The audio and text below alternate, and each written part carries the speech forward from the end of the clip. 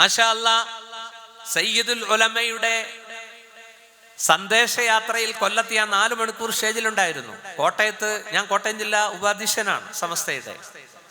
ഗ്രൂപ്പൊന്നും വെളിവാക്കണ്ടായിരുന്നല്ലേ? കുഴപ്പമില്ലല്ലോ.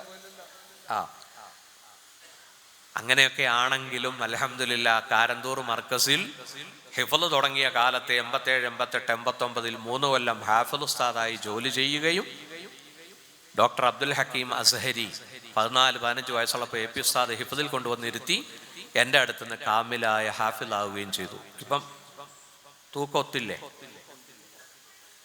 മനസ്സിലായില്ല? അല്ലെങ്കിൽ തന്നെ കോട്ടയക്കാരുടെ ഭാഷ ആർക്കും മനസ്സിലാവില്ല. താരിഖിന് മനസ്സിലായി ഇല്ല? താരിഖ് അൽഹംദുലില്ലാഹ് മിനിയാന്ന് കേരള മുസ്ലിം ജമാഅത്തിന്റെ പണ്ഡിതന്മാർ എന്നെ വിളിച്ചു. ഷമ്മാസ് ഉസ്താദ് ജനുവരി 13 കോട്ടയത്ത് AP ഉസ്താദ് വരുമ്പോൾ ഉസ്താദിന്റെ ഒരു ആശംസ ഞങ്ങൾ പ്രതീക്ഷിക്കുന്നു, ഇൻഷാ അല്ലാഹ് വരാം എന്ന് പറഞ്ഞു. അപ്പൊ ഞാൻ സമസ്തയുടെ കോട്ടയം ജില്ലാ ഉപാധ്യക്ഷനാണെന്ന് അറിയാം. എന്നിട്ടും അവരെന്നെ വിളിച്ചു. അൽഹംദുലില്ലാഹ് അല്ലാഹു സുന്നത്തി ജമാഅത്തിനെ നമുക്ക് ഗ്രൂപ്പ് വേണ്ട, നമ്മൾ ഒരുമിച്ച് പോകണം. അല്ലേ? നമ്മൾ ഒരുമിച്ച് പോകണം. പണ്ഡിതന്മാരാ. അല്ലാഹു തആല പടച്ചോനെ അനുഗ്രഹിക്കട്ടെ. അപ്പോ എൻ്റെ വാപ്പ വളരെയധികം സ്നേഹിച്ച ഒരു വ്യക്തിയാണ്. ഈ വരുന്ന വഴിക്ക് ഒരു LP സ്കൂൾ ഞാൻ കണ്ടു. ആ സ്ഥാപനത്തിലാണ് CH പഠിച്ചത്. അല്ലേ? അല്ലാഹു തആല ഖബർ വിശാലമാക്കി കൊടുക്കട്ടെ. ബഹുമാനപ്പെട്ട സഹോദരങ്ങളെ, ശംസുൽ ഉലമയും കുത്തുബി ഉസ്താദും വരക്കൽ മുല്ലക്കോയ തങ്ങളും ബഹുമാനപ്പെട്ട കോട്ടുമല ബാപ്പു മുസ്ലിയാരും അബൂബക്കർ മുസ്ലിയാരും എല്ലാവരും ജനങ്ങളെ നെഞ്ചിലേറ്റിയ പണ്ഡിതന്മാരാ. അവരൊക്കെ വഫാത്തായി മണ്ണിലാണ്.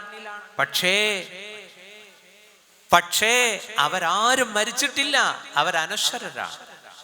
അതുകൊണ്ട് ബഹുമാനപ്പെട്ട സഹോദരങ്ങളെ, എത്ര കാലം ജീവിക്കുന്നു എന്നതല്ല, ജീവിക്കുന്ന കാലം നാം ഒരുപാട് സൽക്കർമ്മങ്ങൾ ചെയ്ത് മരിച്ചു പോകണം.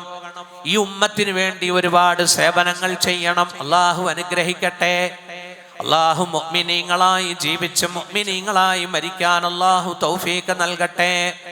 ഒരു ഹദീസ് പറഞ്ഞുകൊണ്ട് വിഷയത്തിലേക്ക് വരികയാണ്. അബ്ദുല്ലാഹി ഇബ്നു ഉമർ റളിയല്ലാഹു അൻഹുമാ പറഞ്ഞു, ഒരു ദിവസം അഖദ റസൂലുള്ളാഹി ബിമൻകിബയ്യ, മുത്തുനബി എൻ്റെ തോളത്ത് പിടിച്ചു. എന്നിട്ട് പറഞ്ഞു, കുൻ ഫിദ്ദുനിയാ കഅന്നക ഗരീബ്. ഇബ്നു ഉമറേ, നീ ഈ ദുനിയാവിൽ ഒരു പരദേശിയെ പോലെ ആകണം, ഒരു വിദേശിയെ പോലെ. കുൻ ഫിദ്ദുനിയാ കഅന്നക ഗരീബ് ഔ ആബിറു സബീൽ, അല്ലെങ്കിൽ വഴിപോക്കനെ പോലെ. വഉദ്ദ നഫ്സക മിൻ അസ്ഹാബിൽ ഖുബൂർ, നിന്റെ ശരീരത്തെ നീ ഖബറാളികളുടെ കൂട്ടത്തിൽ എണ്ണിക്കൊണ്ടിരിക്കണം. നാം ദുനിയാവിൽ ജീവിക്കുകയാണെങ്കിലും മുന്നേ പോയവരാണ് ആ പള്ളിക്കാട്ടിൽ കിടക്കുന്നത്. വ ഇന്നാ ഇൻഷാ അല്ലാഹു ബിക്കും, അല്ലാഹു ഉദ്ദേശിച്ചാൽ നിങ്ങളോടൊപ്പം ലാഹിഖൂൻ, ഞങ്ങളും വന്നു ചേരുന്നതാണ്. എല്ലാ മഖബറയിലും ഈ ദുആ എഴുതി വെച്ചിട്ടുണ്ട്. അവര് മുന്നേ പോയി, നമ്മൾ പിന്നാലെ പോകുന്നു. ഇവിടെ ആർക്കും കാലാകാലം ജീവിക്കാൻ കഴിയില്ല. ലൗ കാനത്തിദ് ദുനിയ തദൂമു ലിവാഹിദി ലകാന റസൂലുള്ളാഹി ഫീഹാ മുഖല്ലദാ. ഈ ദുനിയാവ് ആർക്കെങ്കിലും അല്ലാഹു ശാശ്വതമായി നൽകിയിരുന്നുവെങ്കിൽ ലകാന റസൂലുള്ളാഹ്, അല്ലാഹുവിൻ്റെ റസൂലാകണമായിരുന്നു. ഫീഹാ മുഖല്ലദാ, ഈ ദുനിയാവിൽ മുഖല്ലദായിട്ട് കാലാകാലം വസിക്കണമായിരുന്നു. ആ നബിയോട് അല്ലാഹു പറഞ്ഞു, ഇന്നക മയ്യിതുൻ വ ഇന്നഹും മയ്യിതൂൻ. നബിയേ, ഇന്നക മയ്യിതുൻ, അവിടുന്ന് മരണപ്പെടും നബിയേ. വ ഇന്നഹും മയ്യിതൂൻ, അവരെല്ലാവരും മരിക്കും നബിയേ. ആ റസൂലുള്ളാഹി സ്വല്ലല്ലാഹു അലൈഹി വസല്ലം തങ്ങൾ എത്ര കാലം ജീവിച്ചു ഇവിടെ? 63 വർഷം അല്ലേ? 63 വർഷം. അല്ലാഹുവിൻ്റെ റസൂൽ Muhammad lived in the full shadow of history. ചരിത്രത്തിന്റെ സമ്പൂർണ്ണ തണലിൽ ജീവിച്ചു മരിച്ചു. എത്ര ദിവസം ജീവിച്ചു, എത്ര വർഷം ജീവിച്ചു. അവിടുത്തെ താടി തലമുടിയിൽ എത്ര മുടികൾ കറുത്തിരുന്നു, നരച്ചു. ചരിത്രം എഴുതി വച്ചിട്ടുണ്ട്, ഒപ്പിവെച്ചിട്ടുണ്ട്. ആ റസൂലുള്ളാഹി സ്വല്ലല്ലാഹു അലൈഹി വസല്ലം അവിടുന്ന് നമ്മളോട് എന്ത് പറഞ്ഞു? അക്സിറൂ ദിക്റ ഹാദിമിൽ ലദ്ദാത്ത്, നിങ്ങൾ വർദ്ധിപ്പിക്കണേ ദിക്റ ഹാദിമിൽ ലദ്ദാത്ത്. ഈ ദുനിയാവിൽ നമ്മൾ അനുഭവിക്കുന്ന രസങ്ങൾ, അനുഭൂതികൾ മുറിച്ചു കളയുന്ന. ഹാദിമെന്ന് പറഞ്ഞാൽ ഖാത്തിഅ് യഅനി അൽ മൗത, നിങ്ങൾ മരണത്തെ കൂടുതൽ ഓർക്കണേ. നബിയുനാ റസൂലുള്ളാഹി അവിടെന്ന് പറഞ്ഞു കഫാ ബിൽ മൗതി വാഇലാ, മരണം നല്ലൊരു ഉപദേശിയാണ്, മരണം നല്ലൊരു പ്രാസംഗികനാണ്, മരണം നല്ലൊരു വാഇലാണ്. ഓരോ മരണത്തിലൂടെയും നമ്മൾ ഗുണപാഠം ഉൾക്കൊള്ളണം. കഫാ ബിൽ മൗതി വാഇലാ, ഓരോ മരണവും. ഈരാറ്റുപേട്ടയിൽ ഇന്നലെ എൻ്റെ നാട്ടിൽ, കോട്ടയം ജില്ലയിലെ ഈരാറ്റുപേട്ടയിൽ എൻ്റെ നാട്ടിൽ ഞാൻ തന്നെ നിക്കാഹ് ചെയ്ത് കൊടുത്ത, ഞാൻ തന്നെ നിക്കാഹിൻ്റെ മെസ്സേജും കൊടുത്ത 20 കൊല്ലം മുമ്പ് പെട്ടെന്ന് അദ്ദേഹം എറണാകുളത്ത് അദ്ദേഹത്തിൻ്റെ തടിമില്ലിൽ പോകുമ്പോൾ കാറിൽ വെച്ച് അറ്റാക്ക് ഉണ്ടായി. ഞെട്ടിപ്പോയി. ഭയങ്കര ജനാവലിയായിരുന്നു മയ്യിത്ത് നിസ്കാരത്തിൽ. അല്ലാഹു തആല ആഖിറം വെളിച്ചമാക്കി കൊടുക്കട്ടെ.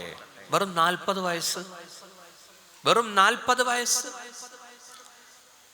ബഹുമാനപ്പെട്ടവരെ, ഓരോ മരണം നടക്കുമ്പോഴും ചിന്തിക്കാനും, എൻ്റെ മരണം എപ്പോഴാണ്, ഞാൻ എങ്ങനെയാണ് മരിക്കുക, നമ്മൾ ചിന്തിക്കണം. ചിന്തിച്ചാൽ നമ്മൾ പാപങ്ങളിൽ നിന്ന് രാജിയാവും, പാപങ്ങൾ ഒഴിവാക്കും. അതുകൊണ്ടാണ് മരണത്തെ ഓർക്കാൻ പറഞ്ഞത്.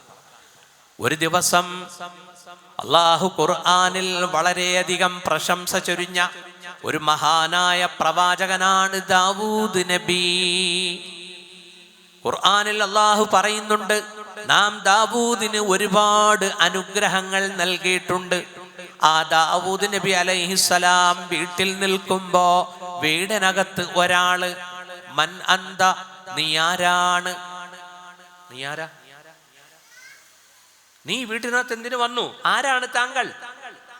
അന ലാ അഹാബുൽ മുലൂക്, എനിക്ക് ഭരണാധികാരികളെ ഭയമില്ല. വലാ യുംനഉ മിനൽ ഖുസൂർ, കോട്ട കൊത്തളങ്ങളിൽ കടക്കുന്നതിൽ നിന്നും ഞാൻ തടയപ്പെടാറില്ല. എനിക്കൊരു രാജാവിനെയും ഭയവുമില്ല എന്ന് ആഗതൻ പറഞ്ഞപ്പോ ദാവൂദ് നബി പറയുകയാണ്, ഇദൻ അന്ത മലക്കുൽ മൗത്ത്, നീ മലക്കുൽ മൗത്താണല്ലേ? അതെ, മലക്കുൽ മൗത്താണല്ലേ? അതെ. അപ്പോൾ ദാവൂദ് നബി പറഞ്ഞു പോലും, ഞാൻ അതിനു വേണ്ടി ഒരുങ്ങിയിട്ടില്ലല്ലോ, ഞാൻ ഒരുങ്ങിയിട്ടില്ലല്ലോ. അപ്പം മനസ്സിലായി മലക്കുൽ മൗത്താണ്, റൂഹ് പിടിക്കാൻ വന്നതാണെന്ന് മനസ്സിലായി ദാവൂദ് നബിക്ക്. ഇദൻ ലം അസ്തഇദ് ലിദാലിക്, ഞാൻ അതിനൊരുങ്ങിയിട്ടില്ലല്ലോ എന്ന് പറഞ്ഞു ദാവൂദ് നബി. അപ്പോ ദാവൂദ് നബിയോട് മലക്കുൽ മൗത്ത് പറഞ്ഞു പോലും, ഐന ജാറുക ഐന ഖരീനുക, എവിടെ നിന്റെ അയൽവാസി ഹാജിയാര്, എവിടെ നിന്റെ കൂട്ടുകാരൻ? കുല്ലുഹും മാതു, അവരൊക്കെ മരിച്ചു പോയില്ലേ? അവരുടെ മരണത്തിൽ നിനക്ക് ഇബറത്തില്ലേ, ഗുണപാഠമില്ലേ എന്ന് ചോദിച്ചെന്നാണ് ചരിത്രം. അതുപോലെ തന്നെ ബഹുമാനപ്പെട്ട നൂഹ് നബിയുടെ ചരിത്രം കേട്ടിട്ടില്ലേ? നൂഹ് നബിയുടെ റൂഹ് പിടിക്കാൻ മലക്കുൽ മൗത്ത് വന്നപ്പോൾ ചോദിച്ചു, യാ അത്വലൽ അംബിയാഇ ഉംറ, ദീർഘകാലം ഭൂമിയിൽ ജീവിച്ച നബിയേ, എത്ര കൊല്ലമാ നൂഹ് നബി ജീവിച്ചത്? അല്ലാഹു പറയുന്നു 950 വർഷം, 1000ഓളം വർഷം ജീവിച്ചു.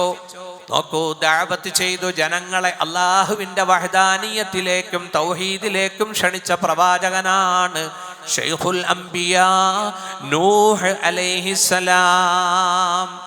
നൂഹ് നബിയോട് ചോദിച്ചു, ബഹുമാനപ്പെട്ട ജിബ്രീൽ അലൈഹിസ്സലാം ചോദിച്ചു, കൈഫ വജദ്ത ദുനിയ, 1000 കൊല്ലം ജീവിച്ച ദുനിയാവ് എങ്ങനെയുണ്ട് എന്ന് ചോദിച്ചപ്പോൾ നബിയുല്ലാഹി നൂഹ് നബിയുടെ മറുപടി എന്താണെന്നറിയുമോ? വജത്തുഹാ കദാരിൻ ലഹാ ബാബാനി ദഖൽതു സുമ്മ ഖറജതു. എനിക്ക് ഈ ദുനിയാവ് തോന്നുന്നത് 950 1000 വർഷം ഞാൻ ജീവിച്ചിട്ടും എനിക്ക് ദുനിയാവ് തോന്നുന്നത് കദാരിൻ ഒരു വീട് പോലെയാണ്. ലഹാ ബാബാനി, അതിന് 2 വാതിലുകളുണ്ട്. 2 വാതിലുള്ള ഒരു വീട്. ദഖൽതു സുമ്മ ഖറജതു, ഒരു വാതിലിലൂടെ ഞാൻ പ്രവേശിച്ചു, മറ്റേ വാതിലിലൂടെ പുറത്ത് കടക്കുകയും ചെയ്തു. വളരെ പെട്ടെന്ന് നർത്തം ഈ ദുനിയാവ് കഴിഞ്ഞതായിട്ട് എനിക്ക് തോന്നുന്നു. അപ്പോൾ 50ഉം 60ഉം 70ഉം ജീവിക്കുന്ന നമുക്ക് എങ്ങനെയാ തോന്നുക അല്ലേ? ഞാൻ ഈയിടെ എൻ്റെ ഈ തൊട്ട് മുമ്പത്തെ 20 കൊല്ലം ആലോചിച്ചപ്പോൾ ഭയങ്കര സ്പീഡിലാണ് പോയിരിക്കുന്നത്. നമ്മുടെ ഇപ്പം നിലവിലുള്ള ആ 20 കൊല്ലം നമുക്കൊക്കെ ഓർമ്മയുള്ള 20 കൊല്ലം ആദ്യത്തെ 20 കൊല്ലമാണ് അല്ലേ? കണ്ണിമാങ്ങ പറിച്ചു തിന്നതും കലിങ്ങിൻ്റെ അടിയിൽ ഒളിച്ചിരുന്നതും ഊഞ്ഞാലാടിയതും അല്ലേ അല്ലേ? ആ സമയം ഇങ്ങനെ നീണ്ടുപോയി അല്ലേ? സ്കൂളിൽ പോവാതെ ഇരുന്നതും വാപ്പച്ചിയോട് കള്ളം പറഞ്ഞതും അല്ലേ? ആ ഒരു നല്ല കാലഘട്ടം. അത് കഴിഞ്ഞുള്ള കാലഘട്ടമാണ് കല്യാണം കഴിച്ചലും, അതുപോലെ സ്ത്രീകളാണെങ്കിൽ പ്രസവങ്ങളും പേരക്കുട്ടികളും പുത്രകളത്രാദികളും വീടുപണിയും ഒക്കെയായി വളരെ വേഗം പോയി.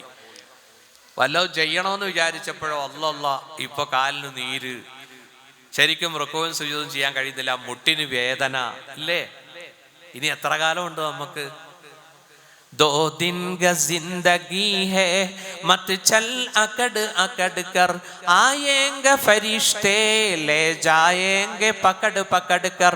മനുഷ്യ, നിനക്ക് ഇവിടെ 2 ദിവസത്തെ ജീവിതമാണ്. 2 दिन का जिंदगी है मत चल अकड़ अकड़ कर, നീ മറന്നുകൊണ്ട് അഹങ്കരിച്ചുകൊണ്ട് നടക്കരുത്.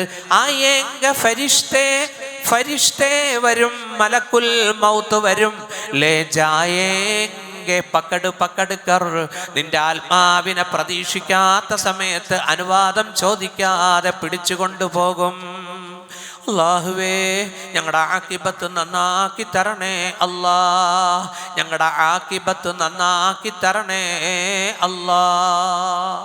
റാഹത്തായ മരണം പോകാതിരിക്കാൻ പറ്റൂല. പറ്റുമോ? പോകാതിരിക്കാൻ പറ്റൂല. അള്ളാഹുവിൻ്റെ തീരുമാനമാണ്. പക്ഷേ റാഹത്തായിട്ട് അതിനുമുമ്പ് നമ്മൾ തൗബ ചെയ്യണം. സൂറത്തുൽ അഹ്കാഫിൽ ഒരു ആയത്തുണ്ട്, അള്ളാഹു പറയുന്നുണ്ട് ഹത്താ ഇദാ ബലഗ അശുദ്ധഹു വബലഗ 40 സന. നല്ല ആരോഗ്യവും ശക്തിയുമുള്ള ഹത്താ ഇദാ ബലഗ അശുദ്ധഹു, അശുദ്ധ് കരുത്തുള്ള സമയം, വബലഗ 40 സന, 40-ലെത്തുമ്പോ ആത്മീയ ചിന്തകൾ ഉടലെടുക്കണം എന്നാ. ഉണ്ടോ? 40 വയസ്സിലെത്തുമ്പോൾ അതുവരെ അള്ളാഹ്ക്കറിയാം ഇവൻ ഓടും ചാടും അല്ലേ? 40 വയസ്സ് വരെ മനുഷ്യൻ ഏറ്റവും കൂടുതൽ തെറ്റ് ചെയ്യാൻ സാധ്യതയുള്ള പ്രായമാണല്ലോ യൗവനം. അള്ളാഹു നമ്മുടെ ജീവിതത്തിൽ വന്നുപോയ തെറ്റുകുറ്റങ്ങൾ പടച്ചവൻ പുറത്തു തരട്ടെ. ബുഖാരി റിപ്പോർട്ട് ചെയ്ത ഒരു ഹദീസിലുണ്ട്, അള്ളാഹുവിന്റെ റസൂല് പറഞ്ഞു, അഅദറല്ലാഹു ഇലംരിഇൻ ഹത്താ ബലഗ 60 സന.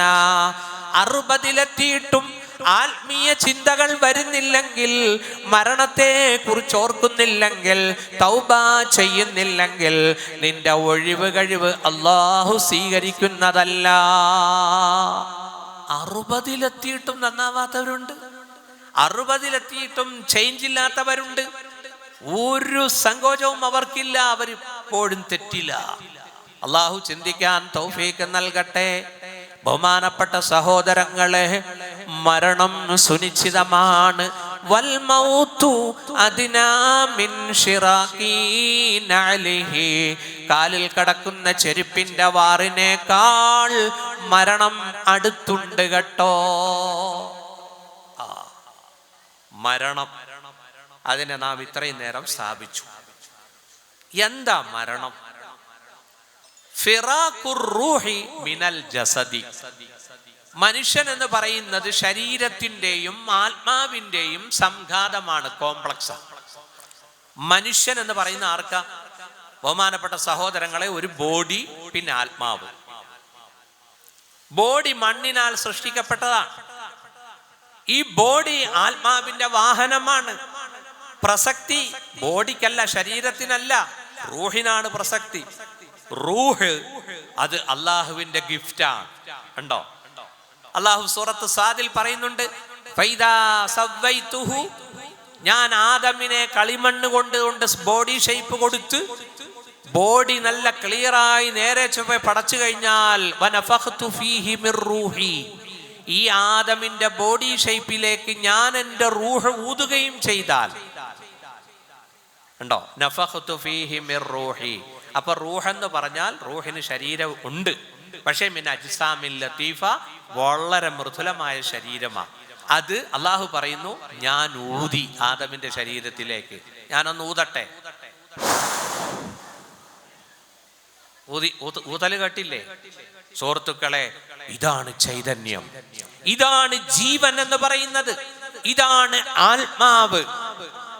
അള്ളാഹു പരിശുദ്ധ ഖുർആനിൽ ഒരുപാട് ചിന്തിക്കാവുന്ന ഒരായത്ത് നമുക്ക് പഠിപ്പിച്ചു തരുന്നുണ്ട്.